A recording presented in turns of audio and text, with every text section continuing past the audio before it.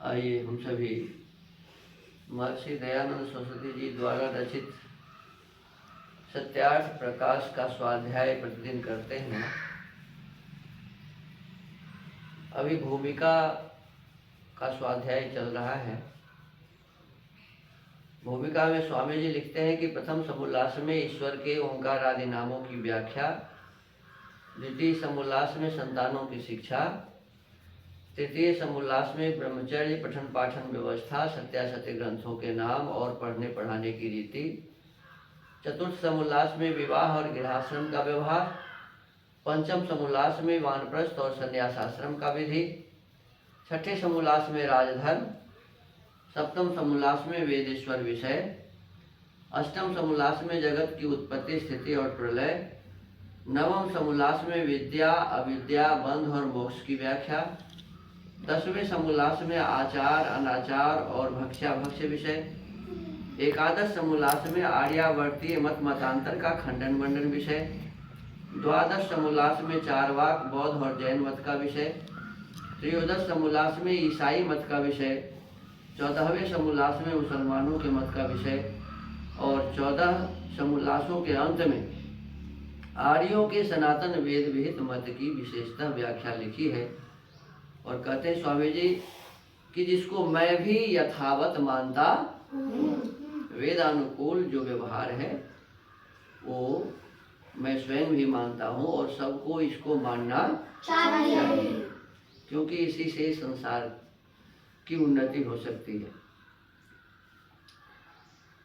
कल हम सब पढ़ाई कर रहे थे, उसमें स्वामी जी बताए थे कि जो कोई ग्रंथकर्ता के तात्पर्य के विरुद्ध मनसा से देखेगा उसको कुछ भी अभिप्राय विदित नहीं होगा, क्योंकि जिस प्रकार के मेरे भाव है, मेरा तात्पर्य है समाज के लिए, देश के लिए, संसार के लिए, जन समुदाय के लिए, उसी तात्पर्य से जब लोग देखेंगे हमारे इस पुस्तक को तो उन्हें इसका लाभ प्राप्त होगा। और कहते हैं इसके लिए कि यदि मान लीजिए हम कुछ लिख रहे हैं तो जो वाक्य लिखा गया है, जो विषय लिखा गया है, तो उस वाक्य को समझने के लिए 4 चीजों की आवश्यकता होगी। उसमें एक का नाम है आकांक्षा। एक का नाम क्या है? आकांक्षा। वाक्यार्थ बोध में वाक्य के अर्थों को जानने में 4 कारण होते हैं। पहला आकांक्षा, दूसरी योग्यता, तीसरी आसक्ति और चौथा तात्पर्य। अब इन चारों की व्याख्या करते हैं। कहते हैं कि आकांक्षा क्या है? तो किसी विषय पर वक्ता की और वाक्यस्थ पदों की आकांक्षा परस्पर होती है। वक्ता जो कुछ कहना चाहता है, वक्ता जो कुछ कहना चाहता है और पद में जो कुछ भी लिखा हुआ है तो उसको और वक्ता के जो विचार हैं, उनकी जो मन में भाव है, उस दोनों को मिला करके फिर उसका अर्थ निकाला जाता है। अब ऐसे मान लीजिए जैसे एक शब्द है, शब्द का नाम है सैंधव। क्या है? सैंधव। तो सैंधव शब्द कोई उच्चारण करता है कि भाई सैंधव लाओ। क्या लाओ? सैंधव लाओ। तो ये वाक्य है सैंधव लाओ। और जो बोलने वाला है, जो कहने वाला है, वो भोजन कर रहा है। क्या कर रहा है? तो क्या होगा उसका? उसके मन में क्या भावना बने होगी कि भोजन में सैंधव का मतलब होगा नमक। क्या होगा? सैंधव का मतलब होता है नमक। तो दोनों विषय वस्तु को वो भोजन कर रहा है, इस तो मांगा है तो वो जरूर नमक मांगा है, ऐसा भाव उसका होगा। तो वो हमें समझना चाहिए। और वाक्य में सैंधव कहा जा रहा है तो सैंधव का अर्थ घोड़ा भी होता है। क्या होता है? घोड़ा भी होता है। तो हमको यहाँ ध्यान रखना पड़ेगा ना। तो क्या आकांक्षा है मांगने वालों की, वक्ता की, ये ध्यान में रखना पड़ेगा। फिर कहते हैं योग्यता। अरे वो योग्यता क्या है? तो योग्यता वह कहती है कि जिससे जो हो सके, जैसे जल से सींचना। जल का काम क्या है? सींचना। आग का काम क्या है? जलाना। गर्मी पहुंचाना, जलाना। सबका अलग अलग काम होता है ना।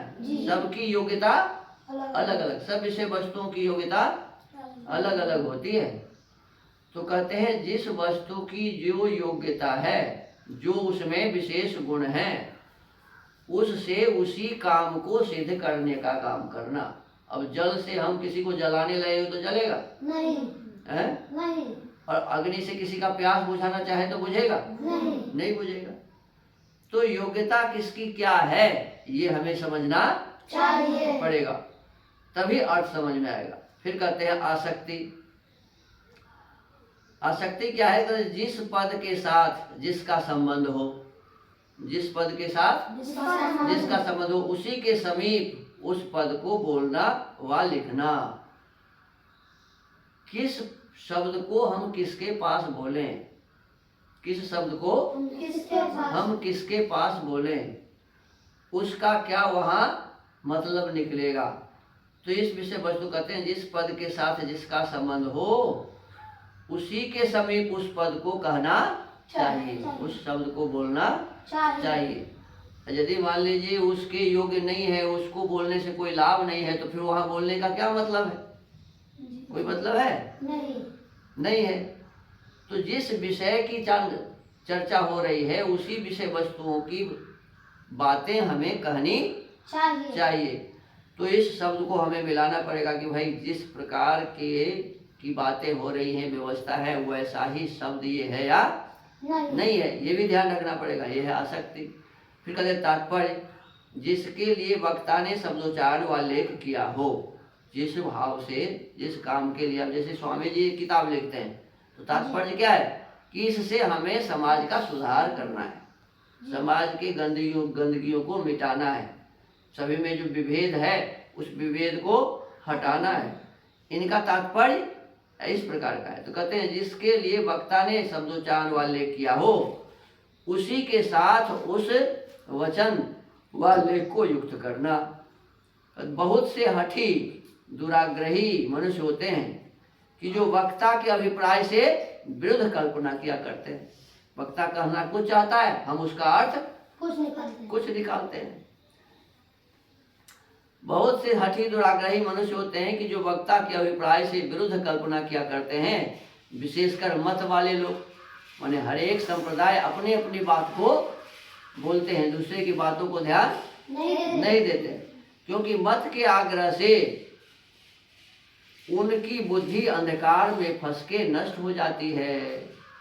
वो आग्रही हो जाता है कि बस मैं रामानंदी हूँ तो रामानंदी ही की बात समझूंगा, मैं कृष्णानंदी हूँ तो कृष्णानंदी की ही बात समझूंगा। तो कहते हैं इस आग्रह से उनकी बुद्धि क्या हो जाती है? अंधकार में फंस के नष्ट हो जाती है। इसलिए जैसा मैं पुराण, जैनियों के ग्रंथ, बाइबिल और कुरान को प्रथम ही बुरी दृष्टि से न देखकर उनमें से गुणों का ग्रहण और दोषों का त्याग तथा अन्य मनुष्य जाति की उन्नति के लिए प्रयत्न करता हूँ। कहते कि मैं पुराण को भी पढ़ा, कुरान को भी पढ़ा, जैनियों के ग्रंथों को भी पढ़ा, ईसाई के बाइबिल को भी पढ़ा, सबको पढ़ा, और पढ़ने के पश्चात उनमें जो अच्छी बातें हैं, बुरी बातें हैं, उसको समझा, जाना, और जानने के पश्चात मनुष्य जाति की उन्नति के लिए, क्या है उद्देश्य? मनुष्य जाति की उन्नति के लिए प्रयत्न करता हूँ। ऐसे ही सबको करना चाहिए, योग्य है। इन मतों के थोड़े थोड़े ही दोष प्रकाशित किए हैं, जिनको देखकर मनुष्य लोग सत्य असत्य मत का निर्णय कर सके और सत्य का ग्रहण और असत्य का त्याग करने कराने में समर्थ होवे। क्योंकि एक मनुष्य जाति में बहकाकर विरुद्ध बुद्धि करा के एक दूसरे को शत्रु बना लड़ा मारना विद्वानों के स्वभाव से वही है। कहते विद्वान उसे नहीं कहते जो एक दूसरे को झगड़ा लगाते हैं, विद्वान उसे नहीं कहते जो एक दूसरे को बहकाते हैं, विद्वान उसे नहीं कहते जो एक दूसरे में विरोध भाव उत्पन्न करते हैं। बुद्धिमान वो नहीं कहेंगे जो एक दूसरे को शत्रु बना देंगे, उसका शत्रु उसको, उसका शत्रु उसको। लड़ाकर मारना ये विद्वानों का काम नहीं है।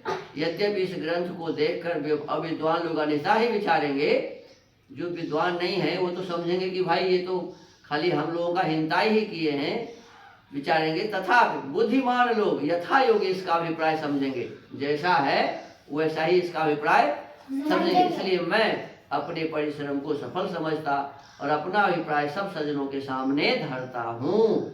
इसको देख दिखला के मेरे श्रम को सफल करें और इसी प्रकार पक्षपात न करके सत्यार्थ का प्रकाश करके मुझ व सब महाशियों का मुख्य कर्तव्य काम है। माने हमारा भी काम है और सबका यही काम है कि सत्य अर्थ का प्रकाश करें। सर्वात्मा सर्वांतर्यामी सच्चिदानंद परमात्मा अपनी कृपा से इस आशय को विस्तृत और चिरस्थायी करे। भगवान से उन्होंने प्रार्थना किया है कि इस विचार को स्थायी करें और सब इसको समझे। अलमति विस्तरेण बुद्धिमत वर शिरोमणिषु इति भूमिका। स्वामी दयानंद सरस्वती जी। और स्थान महाराणा जी का उदयपुर, राजस्थान में एक उदयपुर जगह है, वहाँ जो राजा थे उनके राजा के भवन में ही इस पुस्तक को उन्होंने लिखा। भाद्रपद शुक्ल पक्ष संवत 1939। संवत माने विक्रम संवत, अभी 2080 चल रहा है और ये संवत 1939 में लिखे हैं इस किताब को। तो हमको आपको विशेष रूप से इस सत्यार्थ प्रकाश के संबंध में जैसा इनका विचार है उसी हिसाब से हमें इसको पढ़ना चाहिए, समझना चाहिए, जानकर और जो भी अव्यवस्थाएं हैं उसको दूर करने का व्रत लेना चाहिए। क्योंकि इनका तात्पर्य यही है कि मनुष्य जाति की उन्नति हो। क्या है? मनुष्य जाति की उन्नति हो, किसी से लड़ाई न हो, झगड़ा न हो, किसी को बहकाया न जाए, किसी को शत्रु न बनाया जाए। तो ये इससे ऊपर उठकर हमें संसार के कल्याण के लिए इस पुस्तक को पढ़ना चाहिए। अब स्वाध्याय के क्रम को यही विराम देते हैं। ओम।